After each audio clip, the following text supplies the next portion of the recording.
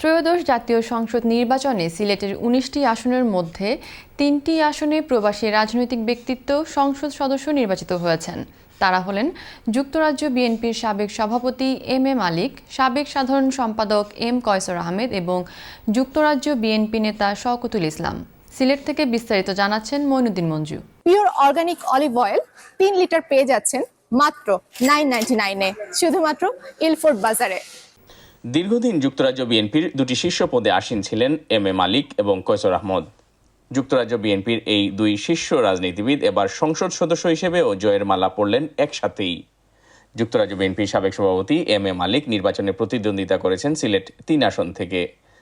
দক্ষিণ সুরমা, বালাগঞ্জ ও ফেঞ্চুগঞ্জ উপজেলায় সব মিলিয়ে তিনি ধানের শীষ প্রতীকে ভোট পেয়েছেন ১,১৫,৫০০ ভোট।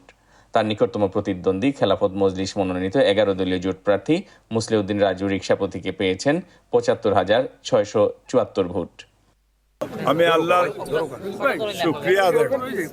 আমার একটা ড্রিম যে আমি অন্তত দক্ষিণ বা ফেঞ্চুগঞ্জ, বালাগঞ্জ একটা অবহেলিত এলাকা, আমি যেহেতু একটা সুযোগ পেয়েছি, বেগম খালেদা দিয়ে আমাকে বলেছেন দেশে থেকে দেশের মানুষের সেবা করো, এবং পরবর্তী পর্যায়ে এই কথাটাই সত্যে পরিণত হয়েছে। আমি সেই সেবার নিয়তি করেছি, যে এটা একটা ইবাদত হিসাবে, একটা চ্যালেঞ্জ হিসাবে আমি নিয়েছি। সুনামগঞ্জ ৩ আসনে শান্তিগঞ্জ, জগন্নাথপুরে মোহাম্মদ কয়সর আহমদ ধানের শীষ প্রতীকে ৯৭,৩১৩ ভোট পেয়ে নির্বাচিত হন। তার নিকটতম প্রতিদ্বন্দ্বী তালা প্রতীকে স্বতন্ত্র প্রার্থী মোহাম্মদ আনোয়ার হোসেন পান ৪২,২২৬ ভোট। আমি আল্লাহ রাব্বুল আলামিনের কাছে শুকরিয়া আদায় করতেছি।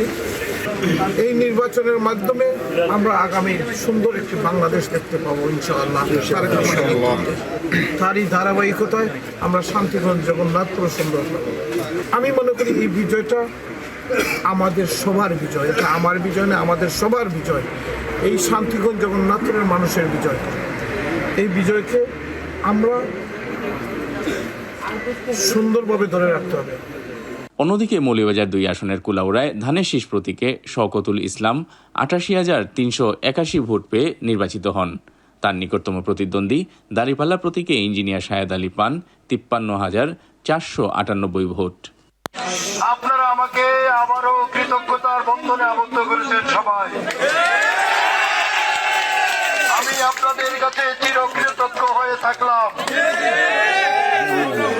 আমি কথা দিচ্ছি, দল মত নির্বিশেষে আমি কুলাউড়ার উন্নয়নের জন্য কাজ করে যাব। এই ৩ জন ছাড়াও সুনামগঞ্জ ১, তাহিরপুর, জামালগঞ্জ, ধর্মপাশা মধ্যনগরে বিএনপির প্রার্থী কামরুজ্জামান কামরুল বিজয়ী হন। তিনি একসময় ইংল্যান্ডে বসবাস করলেও দীর্ঘদিন থেকে এখন বেশিরভাগ সময় বাংলাদেশেই অবস্থান করছেন। Moinuddin Manju, channel S news, Sylhet.